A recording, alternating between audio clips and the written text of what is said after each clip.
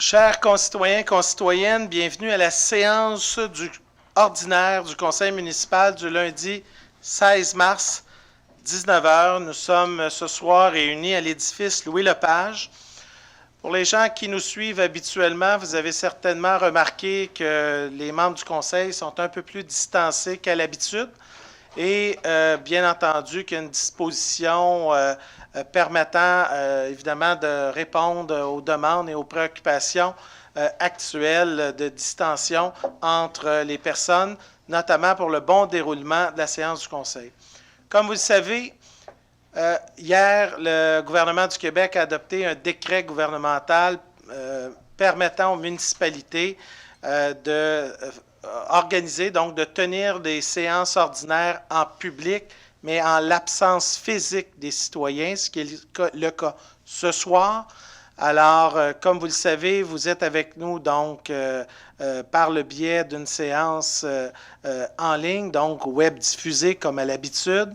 Vous savez qu'il y a une période de questions, bien entendu, qui peut se tenir. Et donc, je dis aux gens, à toutes les séances qui vont se tenir de cette manière-là, et même dans le futur, toute question peut être acheminée avant 17 h à la direction des communications. Il y a une adresse là, qui est connue pour répondre à vos questions, mais malheureusement, considérant les indications du ministère des Affaires municipales et aussi de la direction de santé publique, ce soir, le Conseil va siéger en l'absence physique de citoyens et donc on est avec vous pour être le plus transparent et donc en ligne et donc un bon déroulement de la séance du Conseil.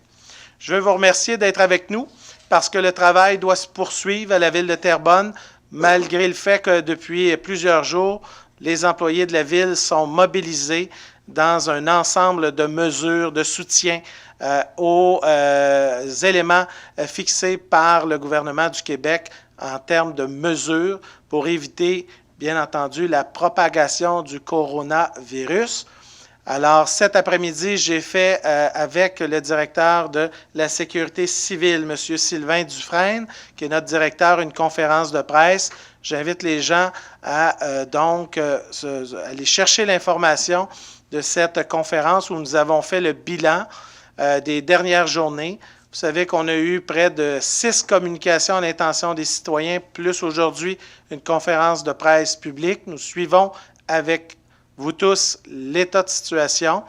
Je veux remercier les citoyens, mais aussi, surtout, de leur collaboration, mais surtout nos employés municipaux, les membres de la direction de la sécurité civile qui sont en opération depuis plusieurs jours. Ils mettent en place un plan qui est déjà planifié depuis fort longtemps. La Ville de Terrebonne a mis en place un plan d'action en cas de pandémie, ce qui est le cas aujourd'hui. Et je vous invite à nous suivre tous les jours par le biais des différentes tribunes de communication de la Ville de Terrebonne afin d'être bien informés des décisions et surtout des recommandations à l'échelle locale qui sont formulées. Vous comprendrez qu'au cours des prochaines semaines, l'ensemble de l'administration municipale et les membres du Conseil vont mettre aussi en place différents mécanismes, mais sachez une chose, nous avons pleinement entre les mains la confiance, surtout des membres du Conseil, mais surtout une bonne mobilisation de l'organisation municipale pour s'assurer de mettre en place les bonnes mesures. Je veux saluer aussi votre collaboration et vous assurer que votre conseil est à l'œuvre et va travailler au cours des prochaines semaines pour vous épauler à cet effet. Maintenant, pour ce soir, une séance donc ordinaire du conseil municipal qui était prévue. Je tiens à vous dire qu'exceptionnellement, auparavant, il y avait toujours 2 périodes de questions, une avant la séance et une à la fin. Exceptionnellement, la période de questions sera regroupée à la fin de la séance du conseil municipal. Donc, je tenais quand même à vous le souligner. Alors, voilà pour les différentes informations à titre d'introduction. Je me permets donc, à ce moment-ci, Mme la greffière adjointe, de nous déposer les différents documents en ouverture de cette séance du Conseil. Alors, déposer les procès-verbaux. Juste ouvrir le micro. Merci. Déposer les procès-verbaux du comité exécutif de la séance extraordinaire du 6 février et des séances ordinaires des 5, 12, 19, 26 février et 4 mars 2020. La liste des écritures de transfert d'octobre à décembre 2019 et de janvier et février 2020. La liste des contrats entre 2 000 et 25 000 pour un cumulatif par fournisseur de plus de 25 000 de janvier et février 2020. Le rapport d'embauche de février 2020. La reddition mensuelle des modifications, évaluations et abolitions de postes de janvier et février 2020. Le rapport d'imposition de mesures administratives et disciplinaires en date du 5 février 2020. L'adjudication par délégation de pouvoir au trésorier pour la vente d'émissions d'obligations municipales pour l'année 2019 et datée du 4 février 2020 et les cahiers d'enregistrement des personnes habiles à voter pour les règlements 662-1, 720 et 727-1. Merci, Madame la greffière suppléante, donc pour le dépôt des documents. Alors, pour l'ouverture de la séance du Conseil, c'est proposé par Mme Nathalie Ricard, appuyé par M. Jacques Demers. Maintenant, il n'y a pas de déclaration d'intérêt ce soir concernant des sujets à l'ordre du jour. Alors, au point numéro 3, l'adoption de l'ordre du jour ce soir, c'est proposé par M. Éric Fortin, appuyé par M. Robert Brisebois. Ça va? Modifié. Exactement, avec les modifications. Merci. Je tiens à souligner d'abord que les points 8.2, le point 8.2 est reporté à une prochaine séance du Conseil. Et le point 7.5, où il est indiqué bail de location 359 Montée des Pionniers, c'est plutôt bail de location rue Langlois à Terrebonne. Alors, ce sont les ajustements à l'ordre du jour que vous avez sous la main. Alors, avec ces ajustements, c'est M. Éric Fortin et appuyé par M. Robert Brisebois. Est-ce que ça va? Excellent, merci. Alors, nous arrivons donc à l'adoption du procès-verbal de la dernière séance ordinaire du 10 février dernier. Je présume que vous en avez tous pris connaissance. C'est proposé par M. Yann Maisonneuve, appuyé par Mme Brigitte Villeneuve. Est-ce qu'il y a des questions? Ça va? Alors, nous arrivons donc au point 5.1, Mme la greffière adjointe. Alors, point 5.1. Avis de motion est donné et dépôt du projet de règlement 756 permettant l'aménagement, à certaines conditions, d'un établissement situé au 985 boulevard Moody pour des fins de service de garde en garderie. L'avis de motion est donné par M. Réal Leclerc. Point 5.2. Avis de motion est donné et dépôt du projet de règlement 757 permettant l'aménagement temporaire, 12 mois, d'un établissement situé au 893 à 931 rue Léon Martel pour des fins de service de garde en garderie. L'avis de motion est donné par Éric Fortin. Point 5.3. Avis de motion est donné et dépôt du projet de règlement 706-1 modifiant le règlement 706 concernant les règles de régie interne des séances du Conseil. L'avis de motion est donné par M. Simon Paquin.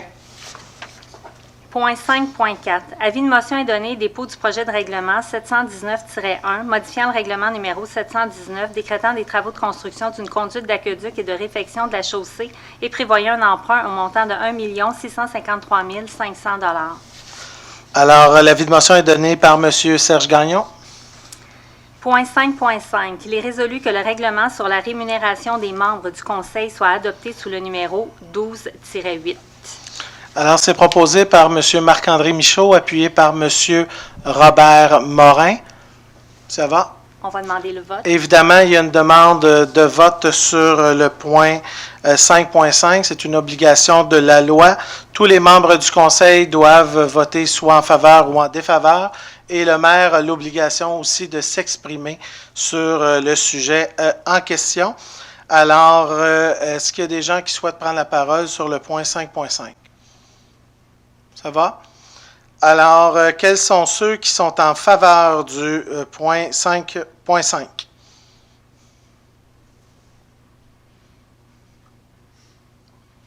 Alors, quels sont ceux qui sont en défaveur?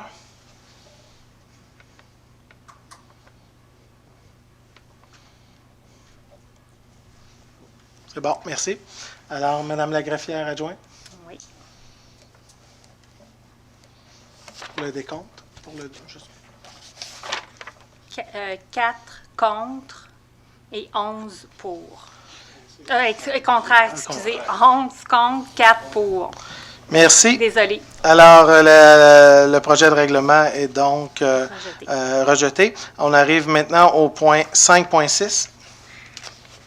Il est résolu que le règlement modifiant le règlement sur la gestion contractuelle soit adopté sous le numéro 734-1. Excusez-moi, Monsieur le maire, pour le point précédent, vous avez voté. Oui, effectivement, j'ai Parfait. voté contre. Donc, c'est 12 Exact. contre. Parfait. Donc, 5.6, que le règlement modifiant, je le répète, que le règlement modifiant le règlement sur la gestion contractuelle soit adopté sur le numéro 734-1. Alors, l'adoption, elle est proposée par M. Éric Fortin, appuyé par Nathalie Ricard. Point 5.7, il est résolu que le règlement modifiant le règlement de tarification pour l'utilisation d'un bien ou d'un service ou pour le bénéfice retiré d'une activité soit adopté sous le numéro 743-1. Alors, c'est proposé par M. Éric Fortin, appuyé par Nathalie Ricard. Oui, Monsieur le maire, pour être conséquent avec mon vote décembre dernier, je vais demander le vote sur le point 5.7. 5.7, effectivement. Alors, quels sont ceux qui sont en faveur du point 5.7? Alors, levez la main. Alors, quels sont ceux qui sont en défaveur? Est-ce qu'il y a des gens qui n'ont pas voté? Est-ce que Mme Desbiens, vous avez voté? Je vois pas. Madame Desbiens? Madame Desbiens? OK. OK. Très bien. Parfait. Donc, adopté à la majorité. Merci. Alors, nous arrivons donc au point 5.8. Attendu qu'un avis de motion du règlement 748 concernant la délégation de pouvoir et de suivi et de contrôle budgétaire a été donné lors de la séance du Conseil du 10 février 2020.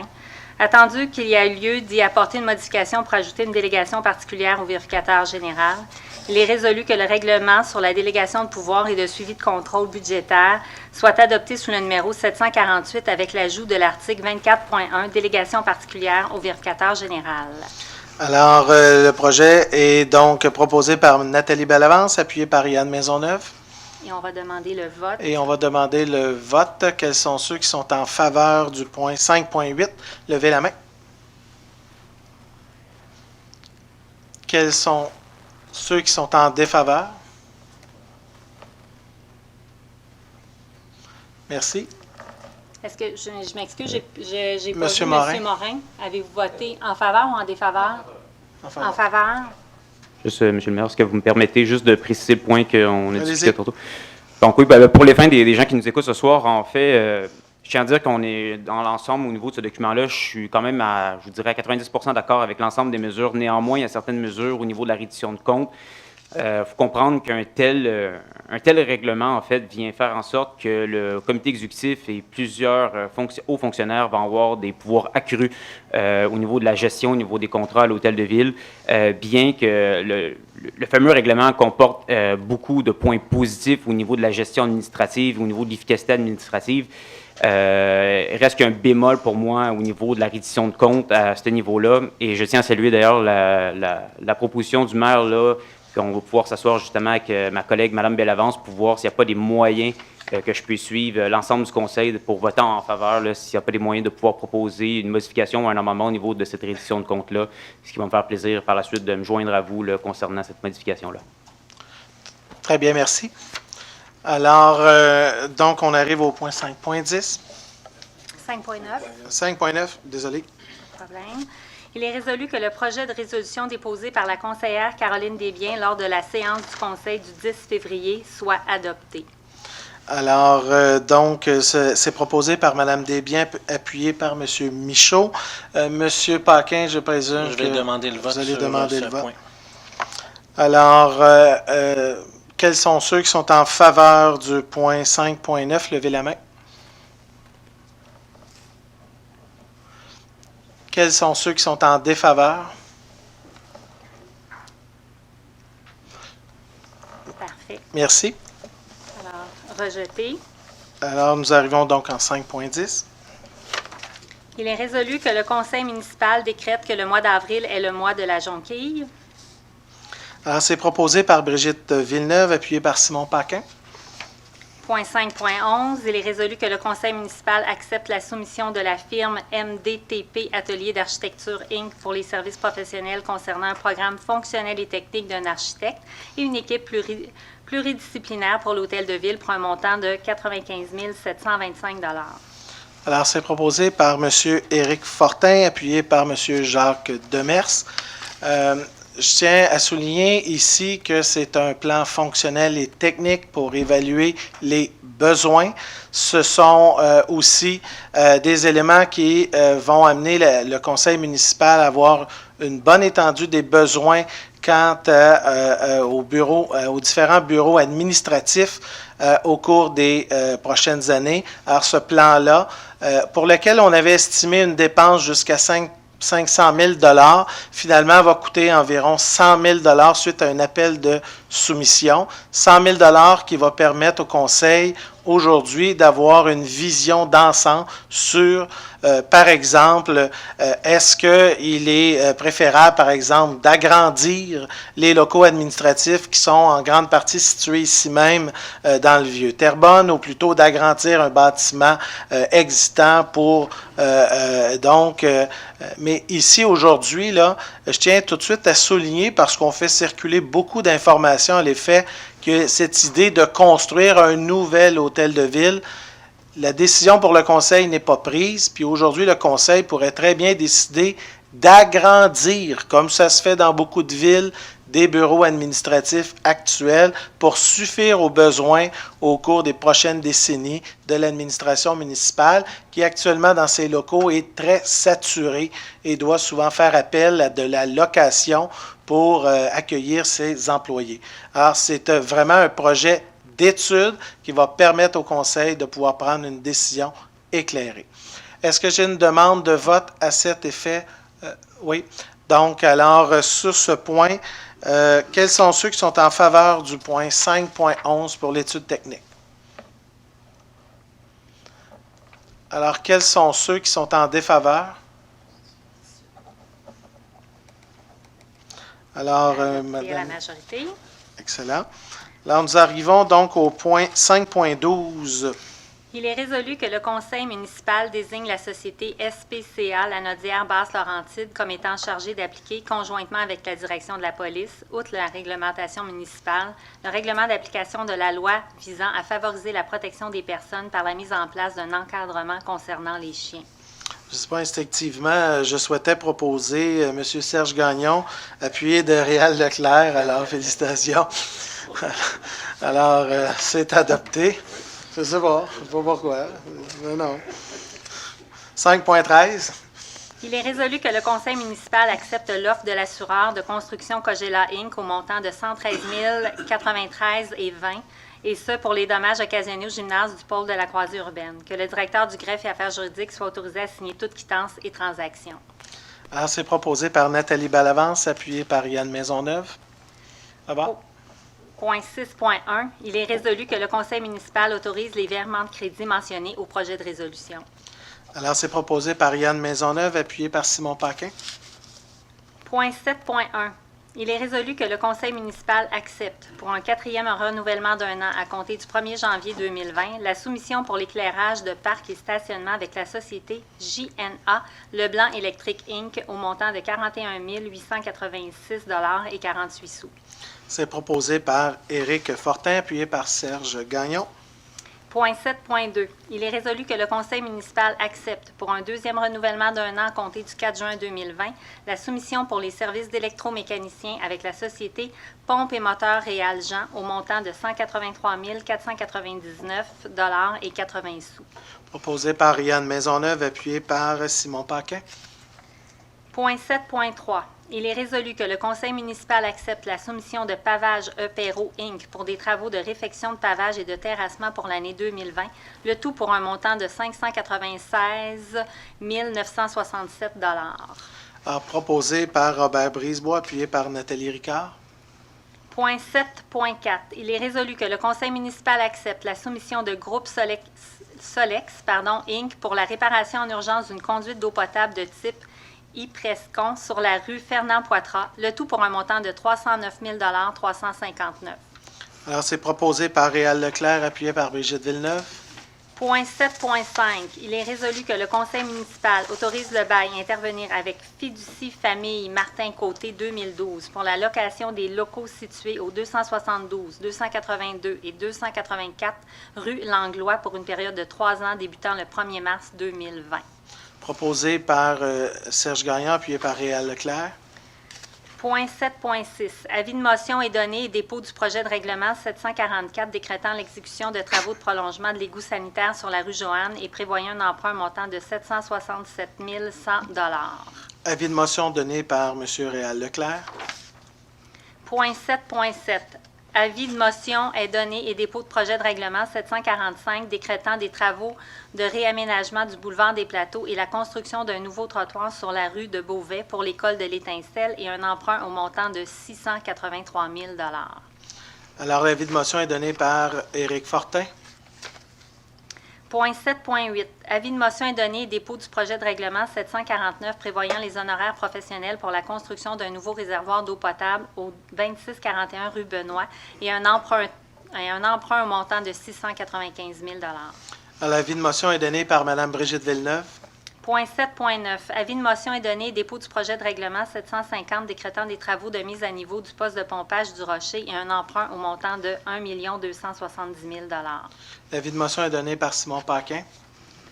Point 7.10. Avis de motion est donné et dépôt du projet de règlement 751 prévoyant les honoraires professionnels pour la mise à jour du plan d'intervention et autres études, TEC 4, et prévoyant un emprunt au montant de 875 000 $.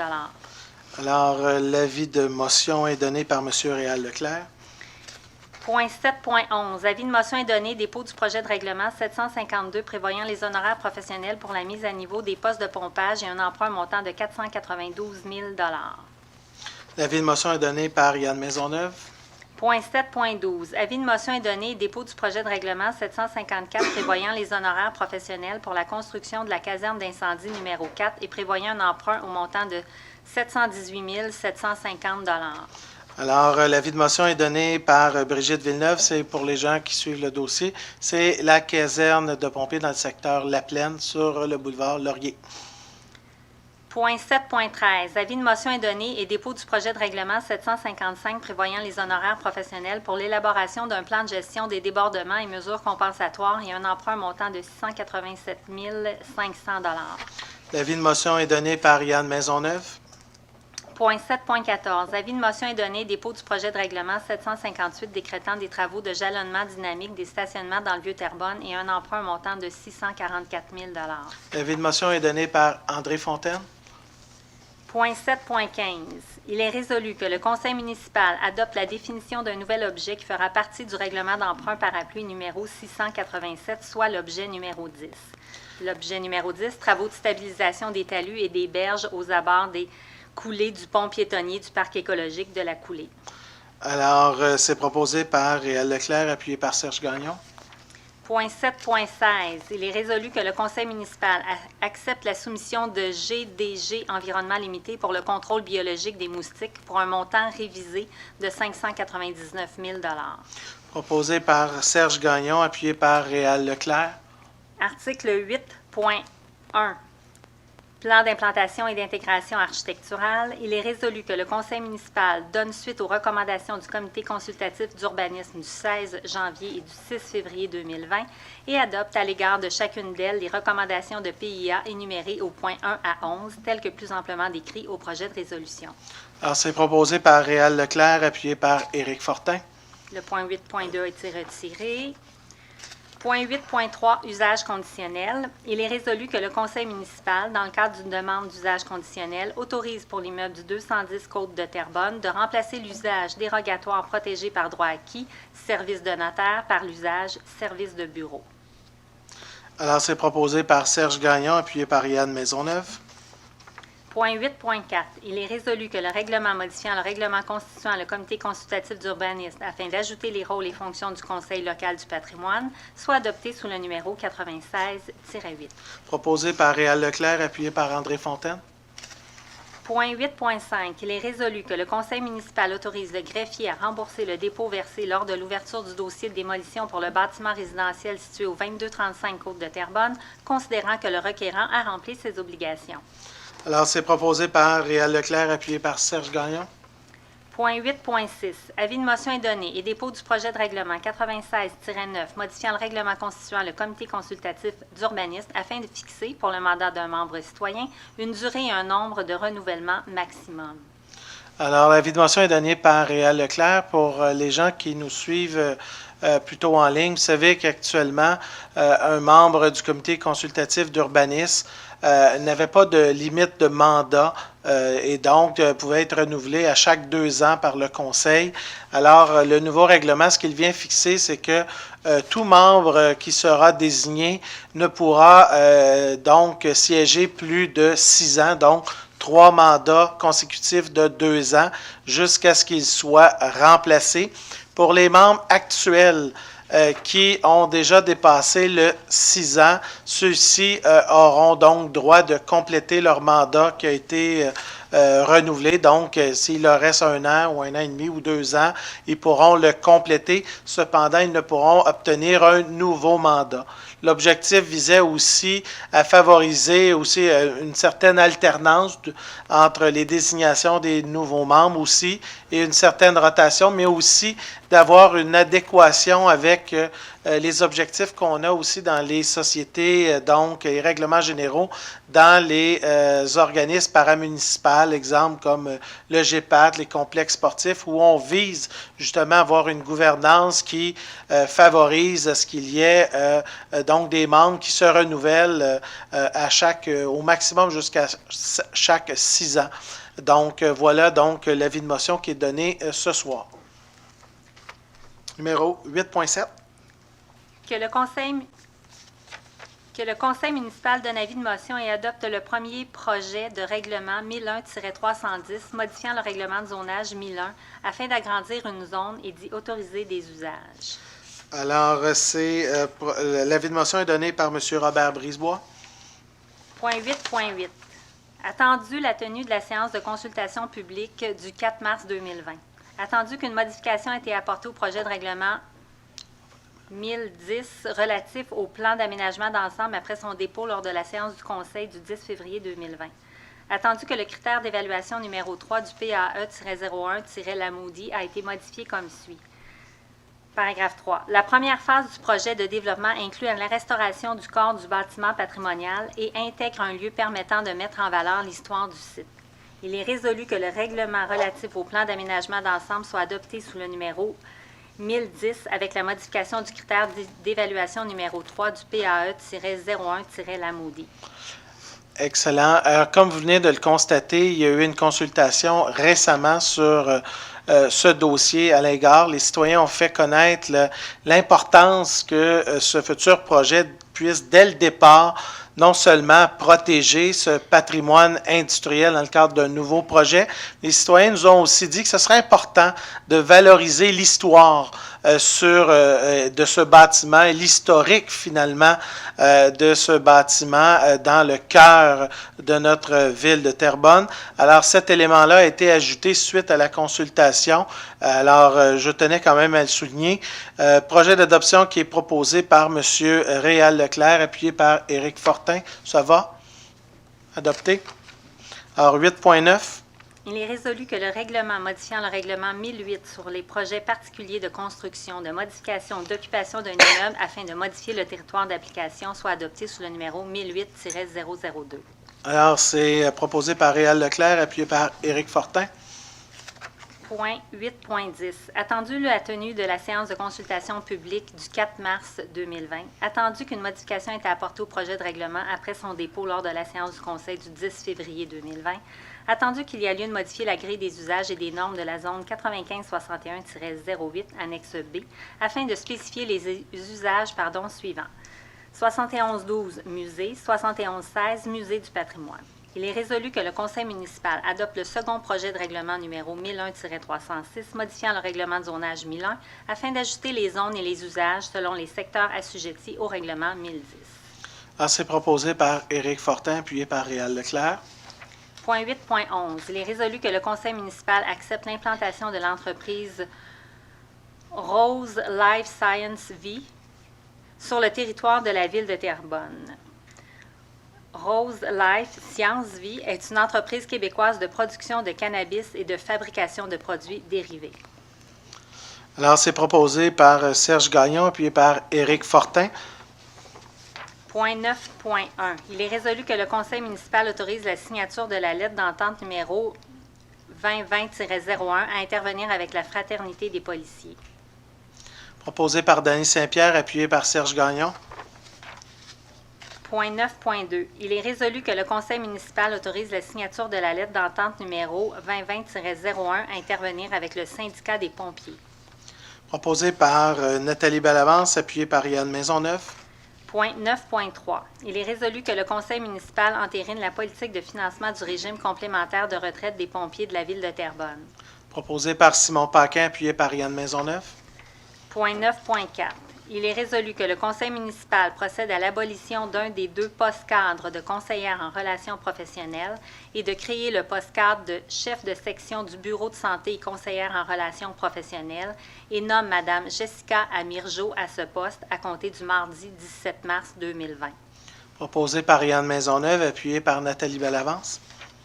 Point 9.5. Il est résolu que le conseil municipal procède à la création du poste professionnel de conseiller en communication à la direction des relations avec les citoyens et des communications.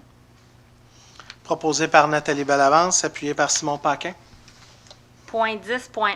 Il est résolu que le conseil municipal autorise la constitution d'un comité de pilotage formé de représentants des organisations dans le cadre de la réalisation de la politique et du plan d'action en développement social. Proposé par Simon Paquin, appuyé par Nathalie Ricard. Point 10.2. Il est résolu que le conseil municipal autorise les virements de crédit mentionnés au projet de résolution. Alors, c'est proposé par Yann Maisonneuve, appuyé par Nathalie Bellavance. Point 11.1. Avis de motion est donné et dépôt du projet de règlement 753 décrétant l'acquisition de véhicules lourds d'incendie et leur équipement et un emprunt au montant de 6 625 000 $. Avis de motion donné par Dany Saint-Pierre.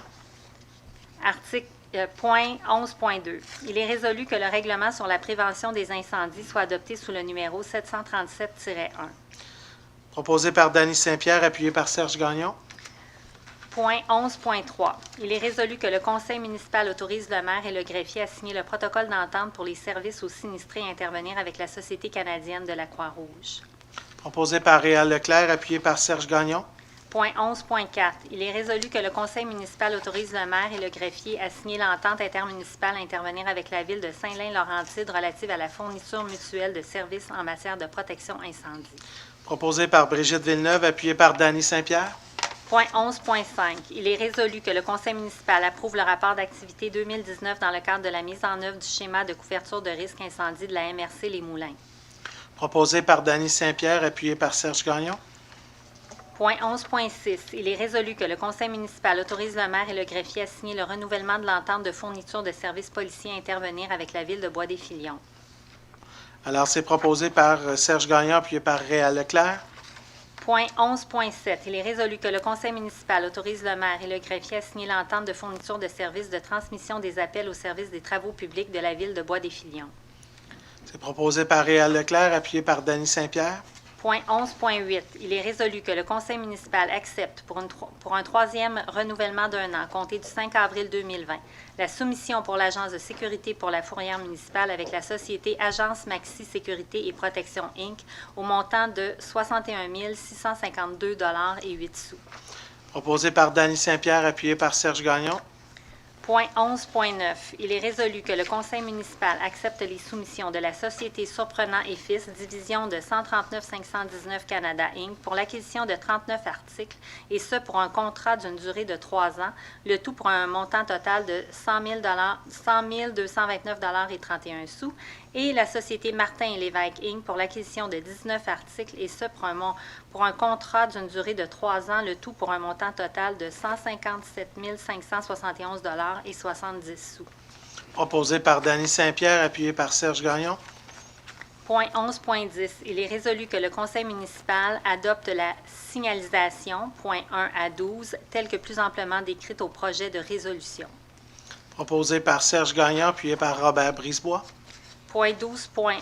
Il est résolu que le Conseil municipal accepte l'offre de service de la firme Berger Levrault Canada pour les services de soutien technique des logiciels de gestion de la paie et des ressources humaines pour la période du 1er janvier au 31 décembre 2020, le tout pour un montant n'excédant pas 134 370 $. Alors, c'est proposé par Yann Maisonneuve, appuyé par Nathalie Bellavance. Point 13.1.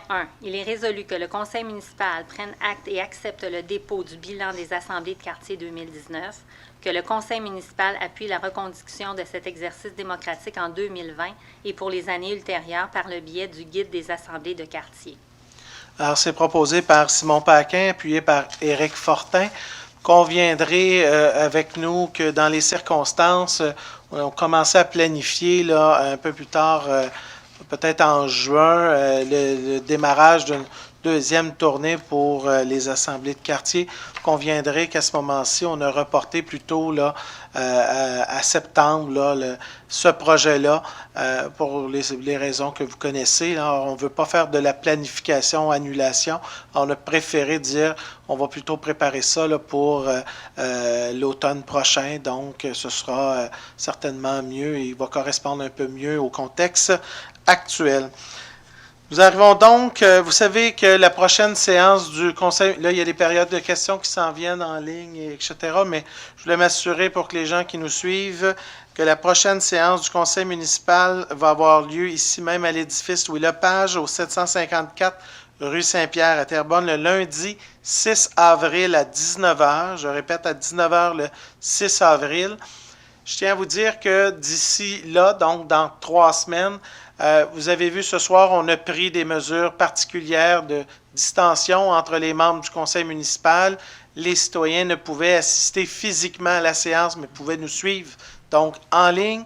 Dans 3 semaines, il n'est pas impossible, puisque le gouvernement nous a aussi donné la possibilité pour que certains membres du conseil puissent assister aux séances du conseil par le biais de la visioconférence, mais y assister donc par le système téléphonique, donc de votation. Ce soir, ça n'a pas nécessairement été utile, puisqu'on était donc à la toute dernière minute. Mais il n'est pas impossible que le 6 avril et peut-être même à la séance suivante, à la fin avril, que ça ait lieu de façon à diminuer le nombre de personnes dans la salle et qui sait, peut-être des situations familiales et autres viendront toucher certains. Donc, on ne se souhaite pas de malheur, bien entendu, mais je tiens quand même à vous dire qu'il n'est pas impossible que certains membres assistent ou participent aux séances du conseil municipal à distance. Je tiens aussi à souligner qu'on a une séance du conseil qui est prévue à la fin avril du côté du secteur de La Plaine. Dépendant de l'évolution de ce qui va se passer dans les prochaines semaines, il n'est pas impossible qu'on rapatrie la séance du conseil ici même dans le Vieux-Terrebonne, puisque ces séances visent de se rapprocher des citoyens de ce secteur, mais si les gens ne peuvent y assister, à ce moment-là, on va préférer revenir ici même là, dans la salle du conseil du Vieux-Terrebonne. Nous arrivons donc aux éléments divers. Donc, dans un premier temps, je n'ai pas de membres du conseil qui souhaitaient s'adresser à la période, soit des conseillers ou des présidents de commission. Est-ce qu'il y a des questions provenant des membres du conseil avant qu'on aille à la période de questions des citoyens, mais plutôt en ligne? Alors, est-ce qu'il y a des membres du conseil qui souhaitaient s'exprimer ou qui avaient des questions, préoccupations? Ça va? Alors, Madame la greffière adjointe, nous arrivons donc à la période des questions en ligne que nous avons reçues à 17h aujourd'hui. Ça me permet de rappeler aux citoyens qui nous écoutent pour le 6 avril, si vous avez des questions, vous pouvez donc les formuler directement auprès du bureau du greffier, mais je sais que c'est aussi transmis à la direction des communications. Mais à toute fin pratique, si vous avez toutes sortes de questions, vous pouvez faire appel aux membres du conseil municipal ou communiquer avec mon bureau. On ne vous fera pas attendre 3 semaines pour avoir réponse à vos questions. Sentez-vous très confortable de le faire de façon continue, comme vous le faites déjà depuis plusieurs mois et années. Donc, voilà. Alors, Madame la greffière adjointe. Oui, alors la première question qui est en fait 2 questions de Mme Valérie Trudel. Alors, elle s'adresse au Conseil comme suit. Allez-vous mettre en place de l'aide pour les gens qui ont des taxes à payer mais qui perdent leurs revenus dus à la crise COVID-19? Et sa deuxième question, allez-vous prendre des mesures particulières dues à la crise, aide alimentaire, denrées, cliniques de dépistage, etc.? Tout d'abord, concernant l'enjeu taxation et ou paiement ou les dates, je vous dirais, écoutez, on est dans notre 5e journée là, depuis l'annonce des mesures du gouvernement du Québec. Alors, je pense qu'aujourd'hui, ce serait prématuré d'annoncer quoi que ce soit à cet effet. Vous conviendrez que le gouvernement du Québec a annoncé aujourd'hui ses premières mesures d'aide aux travailleurs qui ne seraient pas couverts par l'assurance emploi. Le gouvernement fédéral a annoncé aussi une série de mesures d'ordre économique et de soutien à cet effet. Alors, pour nous, ici au conseil municipal, on surveille la situation de très près. Alors, ce soir, ce serait pour moi prématuré d'annoncer une réponse positive ou négative à cette suggestion. Donc, à ce moment-ci, j'invite les gens à surveiller les prochaines semaines et les prochains mois, puisque le prochain paiement est plutôt au début du mois de mai. Je crois que c'est le 8 mai. Alors, il y a quand même environ 6 à 7 semaines devant nous. Alors, je tiens quand même à souligner que nos ordres de gouvernement se sont déjà annoncés pour soutenir, tant que faire se peut, l'économie, soutenir nos travailleurs, soutenir les familles le plus directement, nos PME aussi qui vivent. Et donc, il y a des montants qui sont sur la table. Et à ce moment-ci, vous conviendrez avec moi que les gouvernements centraux, fédéral et provincial disposent d'abord de la fiscalité, de la latitude et des moyens pour venir en aide. Cependant, la ville de Terrebonne, qui consacre actuellement des sommes importantes puis des ressources humaines importantes aux mesures actuellement annoncées, bien entendu, on va suivre de très près la situation. S'il y a des modalités qui peuvent être offertes, on pourra y revenir d'ici là. Mais ce que je veux dire, c'est qu'aujourd'hui, il serait prématuré d'annoncer quoi que ce soit là, puisqu'on voit la situation évaluée de jour en jour et de semaine en semaine. Quant à la deuxième question, je veux juste m'assurer d'avoir l'élément.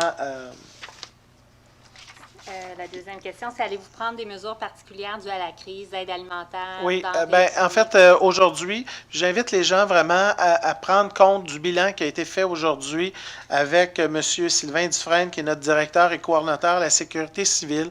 On a fait un topo, un résumé des principales actions de la ville de Terrebonne au cours de la dernière semaine.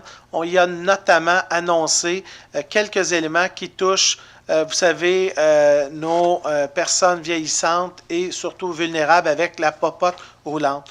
Avec le fait que le gouvernement ait annoncé et le souhait que les personnes de plus de 70 ans, ce qui est souhaitable et ce que je recommande fortement dans le contexte actuel, demeurent à la maison. Nous avons, au cours des derniers jours, communiqué, notamment avec l'organisme de la popote roulante Les Moulins, qui dessert le territoire de la MRC, et nous souhaitons, bien entendu, les soutenir quant à un déploiement de mesures à cet effet. Quant aux mesures alimentaires, déjà, l'organisme Galilée a annoncé publiquement un certain nombre d'aspects, dont la distribution des denrées auprès de la population de façon à assurer et à garantir la sécurité et la santé de ses propres bénévoles. Propres bénévoles dont certains ont même plus de 70 ans et donc vont être appelés à demeurer à la maison. D'ailleurs, l'organisme a fait appel aux gens qui se souhaiteraient donner un coup de pouce au cours des prochains jours, des prochaines semaines, qui souhaiteraient faire du bénévolat. C'est une belle occasion et une belle annonce. Quant à l'enjeu des denrées, évidemment, la ville de Terrebonne est en communication constante avec ces organismes et s'il y a à agir au cours des prochains jours, des prochaines semaines, il y aura des annonces. Mais aujourd'hui, à cet effet, nous ne l'excluons pas, mais nous n'avons pas d'annonce à faire à cet effet. Seule l'annonce au niveau des popotes roulantes qui seront certainement plus sollicitées dans les prochains jours ont été faites aujourd'hui. Voilà. Alors, la deuxième personne qui s'est adressée au conseil par le service en ligne est M. Alain Lachapelle, qui s'interroge sur plusieurs aspects concernant le plan d'aménagement d'ensemble pour la piste de course de la Chenée.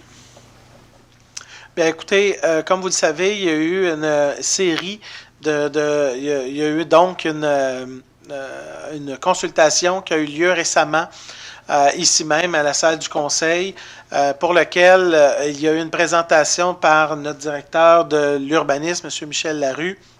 Les gens ont posé beaucoup de questions.